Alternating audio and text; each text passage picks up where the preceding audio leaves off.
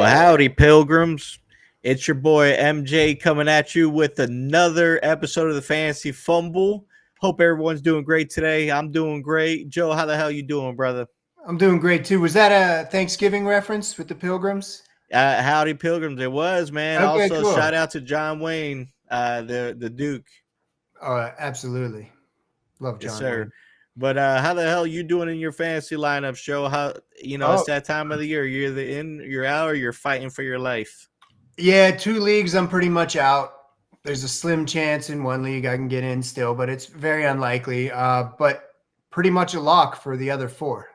So I'm feeling really good going into the playoffs. And here's the best part is my teams look rock solid going into the playoffs. I'm deciding between, I've got basically on every team 3 solid running backs, 3 wide receivers that are just must starts. And that feels so good going into the playoffs when you're not scrambling to find a position. Now, how are you teams looking?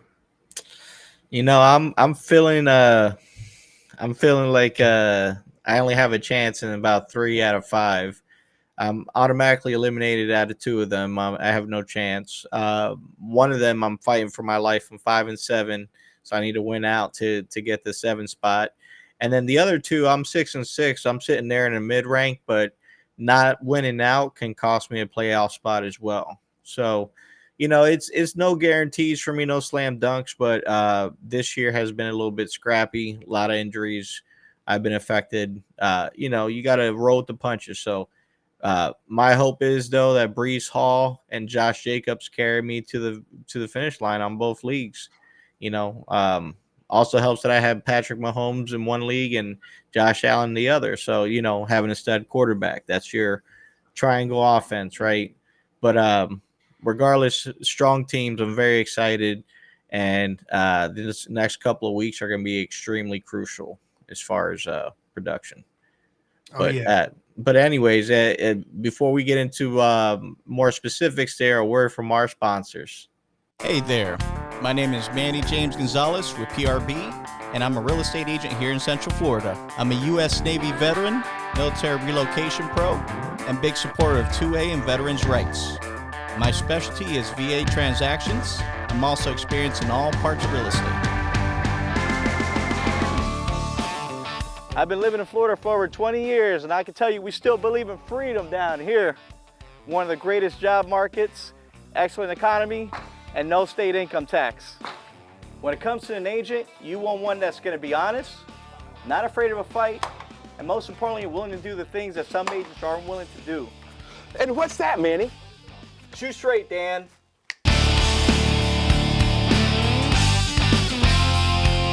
If you're ever considering buying in Central Florida, you need somebody you can trust, and I got your 6. I'm Manny James Gonzalez, finding land for the free and home for the brave.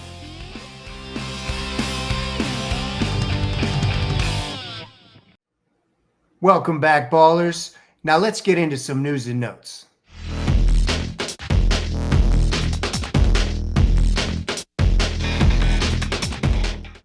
There's not too much going on in the news, but we do have some injuries that we need to report. The following did not practice on Wednesday. At running back, J.K. Dobbins, Zamir White, and Austin Eckler. At wide receiver, DK Metcalf and Tyler Lockett, both on the Seahawks. Alec Pierce and Josh Downs, both on the Colts. Devonta Smith, Calvin Ridley, and Adam Thielen and Jalen Coker, also both on the Panthers. And last but not least, Green Bay Packers wide receiver Romeo Doubs. And then at tight end, Jake Ferguson out with a concussion, did not practice, and Dalton Kincaid of the Buffalo Bills. And everything looks good at quarterback again. That's 2 weeks in a row. So although the injuries are getting better, there still are a few notable injuries that you have to make plans for.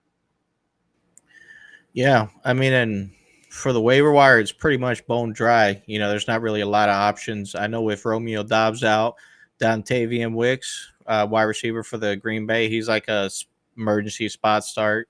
Gus Edwards for the Chargers, he's someone that you could probably go out and grab, or Kamani Vidal, the Maybe, rookie. yeah. he could be the guy that gets all the touches. Who knows over there? But definitely not a lot of options. Hopefully you drafted well and you made some trades during the season. But otherwise, right now you're just pretty much picking up defenses and Yeah, pieces it's here and there. good time to stash those defenses and look at the schedule that's coming up and play the schedule. That's really what you have to do towards the end of the year. And with the fact that DK and Tyler Lockett didn't practice, probably going to be a huge week for JSN. And also with the Colts, Pierce and Josh Downs. I mean, could be a really big week for Michael Pittman. With the Panthers, I don't know, with Thielen out and Coker out, they weren't doing a lot anyway. But I know that right now, the only one that didn't practice was Zamir White, but Madison is still banged up. And and Abdullah looked good last week. So he could be a guy you grab just in case both of those guys sit again. Yeah, that's definitely great advice, man. I completely forgot about Abdullah, so that's somebody that you could just, plug in. If he plays, he's gonna give you a solid floor. Yeah. Now let's get into our hot matchups.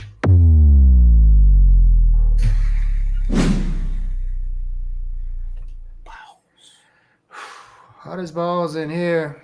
It's cooking. It's cooking. Who's your hot matchup this week, Manny? I thought long and hard for this one. It was really hard to decide, but ultimately I ended up deciding on the Eagles versus the Ravens. Battle of the Birds. There's no Falcons involved. This is pigeons only. All right. So Philly, Baltimore, it's going to be a real slugfest. I love it. I mean, Philly has a good defense, but Baltimore typically plays good against us. And Lamar Jackson's looking for that bounce back game. So we could look to see him going off on all sides. Of course, the man bear pig of Derrick Henry is freaking unstoppable. Man. Half man, half bear, half pig. Man bear pig. Oh man, that's South Park is so good. But it is. But going into it, man, it's gonna be a lot of fireworks. Who knows? Maybe Deontay. Nah, I wouldn't start any Ravens receiver, but those guys are must starts. Obviously, you go on the other side, Eagles. Jalen Hurts is pretty much must start. AJ Brown, everybody knows that. Devontae, if he's out, I even like Dallas Goedert, man. Like he typically steps up in bigger when we need him in bigger games. He does, and so it's definitely gonna be a fun game. It does have a high point spread as well. It's at 51.5, which is one of the highest of the week, and actually that's one of the highest I've seen in that's a couple high. Weeks. Yeah, so definitely should be fireworks, and I'm looking forward to it. Yeah, man, it's a tough situation with the Ravens receivers because it feels like Zay Flowers is rock solid most of the time, but he even has those bust weeks here and there. And Rashad Bateman, it's the same thing. Like you can roll the dice on him, but I wouldn't. So, outside of Lamar and Derrick Henry, I would definitely play Zay Flowers too. But outside of those three, yeah, they do everything for the Ravens. The problem is, even with the tight ends, it's another thing where you're going to need from Andrews, you're going to need a touchdown. Isaiah likely fell off. So those three can do it all. That's really all you need. And I expect them to have a real big weekend. The same thing with the Eagles, man. You're right. Goddard does step up when Devontae or AJ Brown goes down. So if Devontae doesn't play, I definitely think Goddard's going to be a good play this week. And of course, Saquon Barkley, man, what did we say at the beginning of the season? He is set up to have a career year, and he is doing that every single week, man. It's so good to watch. Yeah, he's amazing, man. Can't believe I didn't even mention him. I think it's like he goes without saying, Yeah, right, right. And I'm glad you touched up on it because, man, that guy is just incredible, right? Like what MVP, like he would be a slam dunk MVP if he didn't get robbed by the brotherly shove, and yeah, that's true. yeah. And I call it the brotherly shove because that's what people from Philly call it. Everybody else calls it the tush push because that sounds girlier, whatever Yeah. the case may be. But I'm not correct at all politically or whatever. Brotherly shove sounds so much cooler. It than the is tush push. way cooler. Now, for my hot matchup, I actually have the Bears versus the Lions. This could be a defensive battle. The Bears have a great defense and the Lions have a great defense, but I think the Bears are going to step up and bring it. Like DJ Moore bounced back last week. We were waiting for that. Dunze's been getting 10 targets for the last 2 weeks, so 20 targets over the last 2 weeks. And even Caleb Williams stepped up for the Bears. And DeAndre Swift has had a few down weeks, but for the most part has been great. And I feel like the Lions are better against the run than they are against the pass. So he should have a good day. And Adunze might be a good flex play. But all around, I think it's just going to be a high-scoring game, despite them both having rock-solid defenses. Yeah, and another point to add to that, Keenan Allen finally had his breakout game last week. We'll give him a round of applause. I'm glad you did mention that. Yeah, he deserves credit. He had 12 targets and he caught 8 of them. So the Bears fired their offensive coordinator 3 weeks ago. The guy that took over has made this team a pass first team, which is their identity. Like, let Caleb Williams kind of create, let him be Caleb. They were trying to run a run first scheme that didn't really work for them in the play action. He's a little bit better on, more of a pro style offense, like a spread. So now that they are utilizing their wide receivers, which they have 3 amazing wide receivers, they're getting better success. So I expect that to also be a high scoring game. A lot of fun too. I'm excited to see what both sides do. And even though the Lions are good against the run, like you said, there are 3 solid wide receivers. And man, I'm glad you mentioned Keenan Allen because he did step up and have that game we were all waiting for last week. So if he stays hot, and I mean, that's a lot of passing when you're talking about the targets between those 3. That can open up the run for DeAndre Swift too. And Roshan might be a sneaky play in like Standard or possibly like a DraftKings lineup. But remember, you're responsible for your own bets. Don't bet with money that you don't have. That's right. Only bet with what you're comfortable losing. And do it responsibly. That means not under the influence of any drugs. And if you need a hotline, Google it. There's help out there for you. 811 for my veterans. I think it's 811. I think so. Don't quote me on that. What's your honorable mention for next week or for this week? I got to start talking in the present. What's your honorable mention for this week? Well, listen, Pilgrim, my honorable mention is going to be the Dolphins versus the Packers. I mean, I like the Fudge Packers in this one, man. They are definitely looking great. Josh Jacobs, 3 touchdowns last week. That guy is a freaking hog. Like, You've been saying it. You've been saying it all year long. And guess what? I trade for him in all my leagues. I know. Even the ones I'm not in it, like now he's starting to show his grind, right? Like his next gear. So I'm expecting him to be running all over the Dolphins because they're great against the pass, but susceptible to the run, right? Obviously, they don't have a very good record with or without Tua, whatever. So besides that, man, like I don't know who you start as a wide receiver on the Packers besides Jaden Reed, but definitely Miami's not a defense I feel good starting anybody against, especially an inconsistent wide receiver like Jaden Reed. So you pretty much take a risk on that, but Tucker Kraft could be a sneaky play for tight end. And then you go over there to the Dolphins side. I mean, Tua being back, I mean, he's been a good play. And then obviously, Tyreek Hill has been disappointing. And Jalen Waddle had his breakout game, but I think that it goes back to where it was before. You might see a Tyreek Hill breakout game this week. I would love that, man. It's so long overdue. And I mean, Tua is one of those guys. I mean, he used to run a little bit more. He doesn't really run the ball, and I didn't expect him to run really at all once he returned. But that affects his floor a little bit. But if he can get the ball to Tyreek and Waddle, and I mean, shit, the last 2 weeks, Jonnu Smith has looked incredible too. Mm-hmm. That can, like, if he can continue to spread the ball, he should have a good day for sure. And the Packers, I mean, their defense is pretty solid, but again, they've kind of been up and down all season. So if they have a down week and Tua can capitalize on that, and again, you've got the weapons. It's just about coming up and stepping up to play. Oh yeah, couldn't have said it better myself. Now for my honorable mention, I've got the Cardinals and the Vikings. The Vikings have looked incredible, and their D is rock solid. But I feel like the Cardinals, they got enough going on that they can keep this game competitive. And if it stays competitive, that should lead to scoring. The Cardinals have Trey McBride, who's been awesome.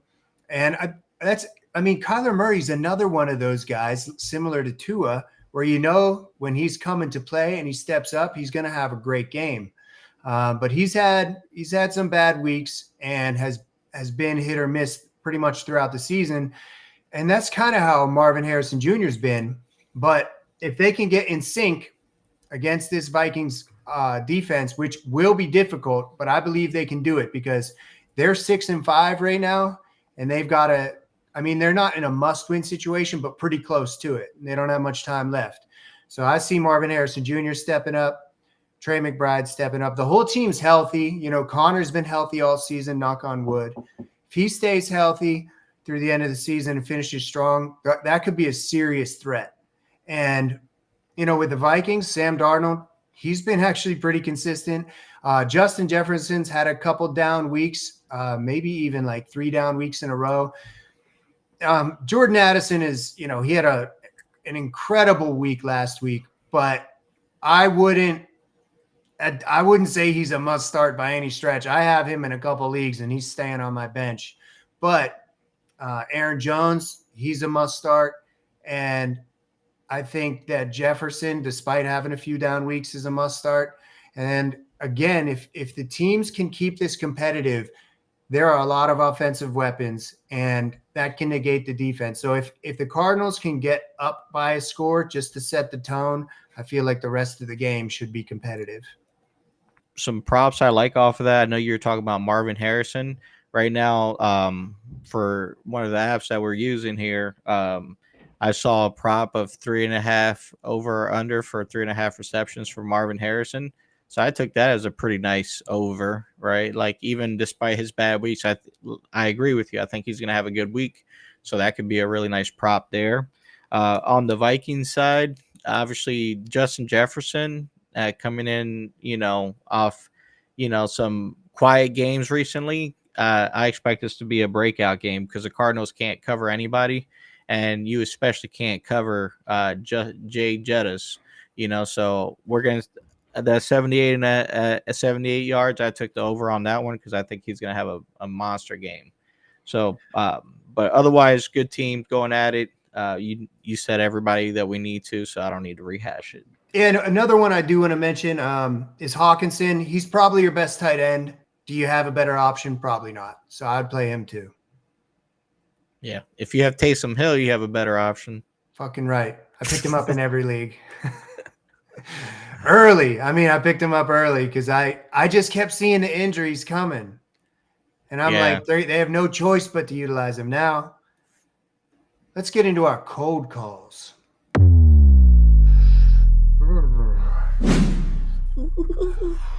You can see my breath.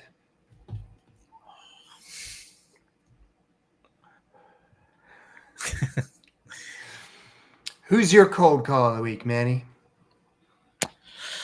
My cold matchup is going to be the Colts versus the Pats. I mean, it's going to be a miserable game. Hopefully, I don't even know if it's in New England or not, but hopefully it's in Indianapolis because it's an indoor stadium because the weather would be brutal. So that would definitely be a game I'm not loving to start. Actually, it is going to be in New England. So looks like the weather should be all right, but it's 42 point over. It's just a terrible game that's going to be hard to watch, I think, especially as a Jonathan Taylor owner. Yeah, and as we were saying earlier, a couple wide receivers did not practice today, so it could be a good game for Pittman, but I don't think that's going to be a high-scoring game at all. And Anthony Richardson is, a coin flip. If I would keep him on your bench, if you don't have a better option, I guess you could play him and cross your fingers, but that's not going to make me comfortable at all putting him in my lineup. Yeah, definitely. And is there anyone to even talk about on New England for real? I mean, Ramondre Stevenson, boom or bust, but the last game was a super bust. He's had a lot of busts in recent weeks, and if he gets the volume and finds the end zone, he can be a flex play, but you're still putting him in there like shaking your head like, damn, not expecting much. Yeah, hoping for that ceiling. Yeah. Now my cold call, I'm actually going with the 10-1 Chiefs versus the Las Vegas Raiders, who are 2-9. The game script is why I think this is going to be so cold. And there's also a few issues with the starters on the Chiefs because Pacheco is coming back, allegedly. So it'll probably be a committee with him and Hunt. So Kareem Hunt, who's been great, you're not putting him in with the same confidence that you did in previous weeks. So both of those running backs being in brings them down a peg. Now, I think Pacheco is going to take over, but not in the next couple of weeks.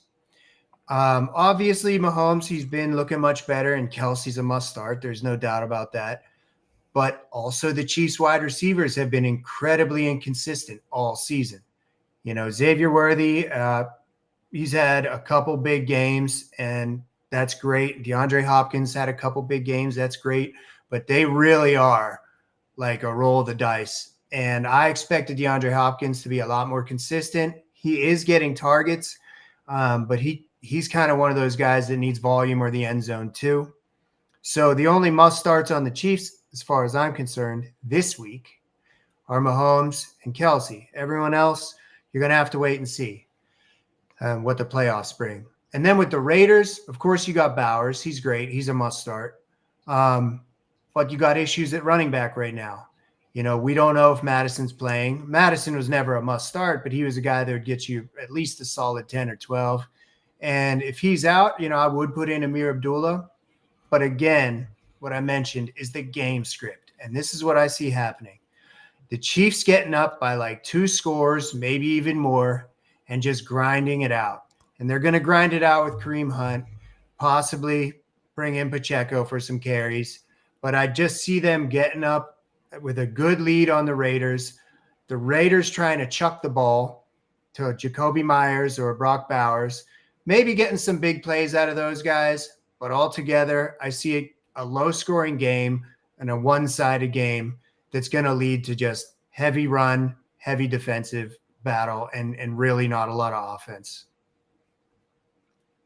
Yeah, I could definitely see that. A really good prop for the Raiders game, Aiden O'Connell. They have him an over-under of 36 passing attempts. I don't think the Chiefs are going to let him throw 36 times. So I took the under on that one. So that's actually a pretty good one for you guys out there. On the Chiefs, I didn't really find any good ones.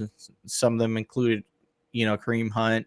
The other ones were the wide receivers. And the problem with the Chiefs are, man, you just don't know which wide receiver is going to get it, right? It could be Noah Gray. Besides Kelsey, like you said, there's just not really any options there. And it's the same old story every year. I mean, maybe even Juju steps up again. Who knows? Yeah, I wouldn't do that. But that's what I'm saying. You just don't know. I think it would most likely be DeAndre Hopkins, but yeah, his yardage total is 38.5. That one I was a little bit skeptical on, but I think he could get the over on 30.5. He just only hit it twice in the last 4 weeks. So, that's a little bit worrisome. Well, they know what they're doing when they set those lines. That's for sure. Oh, yeah. It's crazy how close they get. Crazy. And now for a shit call of the week.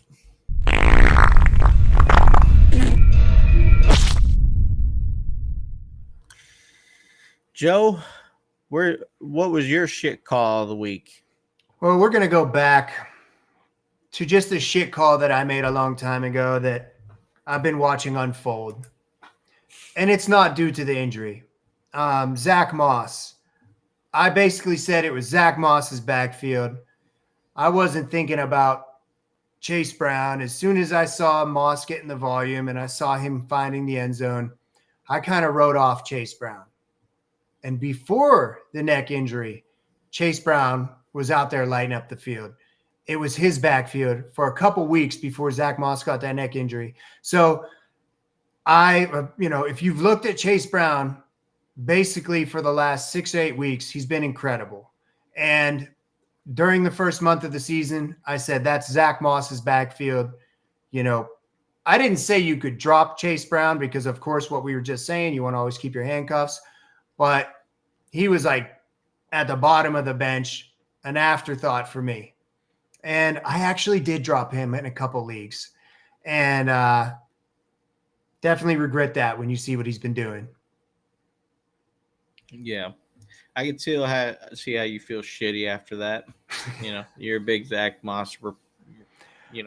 I love Zach Moss. And, maybe that was part of it is, he holds a special place in my heart because he won me a couple leagues last year. But hey, yeah, he did good last year. Yeah, I mean, I like him. I felt like he was an underrated running back, but it was a little bit of a committee, and then it was Chase Brown's backfield. So I was wrong about Zach Moss. Sorry, man. Can't be right all the time. No. Now for my shit call of the week, it's a shit call. We're just gonna call it the shit call, right? Because we're going back to regrets we have during the season. Now my shit call, and I'm gonna say this out loud in front of you guys. I was really bullish on Jonathan Taylor this year.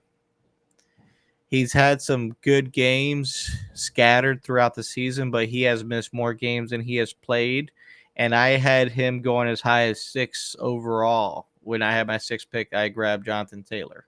And I've had, 6 or later this year. And I could honestly tell you that, between 6 and 10, grabbing him was a big regret of mine. I hope that changes here and I don't feel as dumb about the call. But I only have him in 1 out of the 4 leagues I had him in originally. So, as you can see, I managed to get rid of him in most leagues. You're not the only one. I was pretty high on him too. And I was trying, when he had a couple down weeks, I was trying to get him and people still didn't want to trade him. So, everyone saw the value there. I was going after him. I'm like, damn, he's had 2 bad weeks in a row. Now I can get him. No, people still had faith in him. I don't know if it's coaching to blame or quarterback play, but yeah, he's definitely been a letdown. Welcome back, ballers. This is that part of the day that you guys love so much.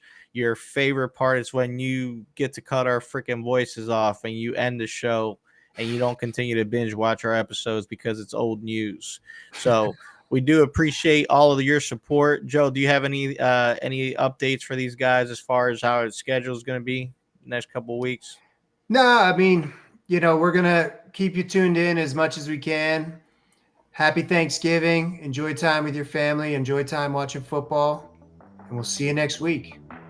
All right, folks. You take care. Same time, same place. It's a pleasure seeing you again.